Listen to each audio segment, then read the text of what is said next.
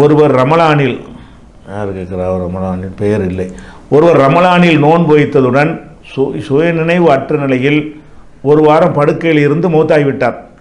இவர் நோன்பாளியாக மரணித்தவராக ஆவாரா கேட்குறாங்க. அதாவது ஒருத்தர் நோன்பு வைக்கிறாருங்க, நோன்பு ஒரு லோகர் நேரம் ஆயிடுச்சு, உதாரணத்துக்கு லோகர் நேரம் ஆனவொன்னே சுயநினைவு இல்லாமல் போயிட்டார்.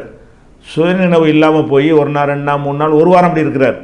அப்போ ஒரு வார காலமாக நோன்பாளியாக இருக்கும்போது சுயநினைவு போனவர் ஒரு வாரம் வரைக்கும் நினைவு திரும்பாமலேயே மரணித்து விட்டார் என்று சொன்னால் அவர் நோன்பாளியாக மரணித்ததாக ஆகுமா அப்படிங்கிறது உங்களுடைய கேள்வி. முதல்ல இந்த கேள்வி நமக்கு தேவையற்ற கேள்வி. ஏன் தேவையற்ற கேள்விங்கிறோம்னு சொன்னால், நோன்பாளியாக மரணிப்பதற்கு ஒரு சிறப்பு மார்க்கத்தை சொல்லப்படலை.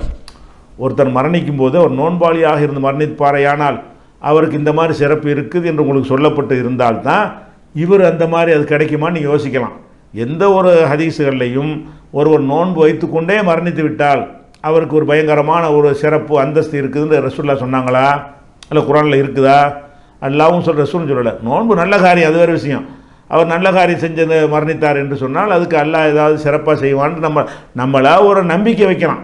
அப்படி வைக்கலாமே தவிர நோன்பாளியாக அவர் நோன்பு வைத்துக்கிட்டே மரணிச்சா, சுயநினைவோடு மரணிச்சா கூட, இப்போ சுயநினைவு அற்றவராக நீங்கள் சொல்கிறீங்க, நோன்பு வைத்து கொண்டு சுய நினைவு இருக்கும் பொழுது லோகரில் மூத்தா போயிட்டார்னா அவர் நோன்பாளியாகவே கருதப்படுவாரான்னா அது அவசியம் இல்லையே.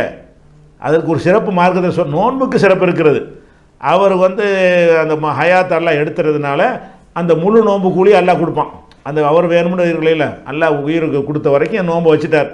இப்படி எடுத்துக்கொள்றதுக்கு இருக்கே தவிர நோன்பு வைத்தவர்கள் நோன்பாளியாக மரணிப்பவருக்கு இப்படிப்பட்ட ஒரு சிறப்பு இருக்குது என்று இருந்தால் தான் இவருக்கு அந்த சிறப்பு கிடைக்குமான்னு நம்ம திங்க் பண்ண வேண்டி இருக்கிறது. இதுக்கு எந்த ஒரு சிறப்பும் மார்க்கத்தில் சொல்லப்படவில்லை, குறிப்பிட்டு சொல்லப்படவில்லை.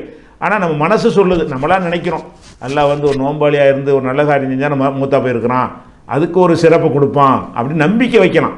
அதான் மார்க்கத்தின் நிலையில் பயான் பண்ணிடக்கூடாது. நம்மளாம் ஒரு எதிர்பார்ப்பு வச்சுக்கலாம். அதனால் அதை நம்ம கவனிக்க வேண்டிய தேவையில்லை.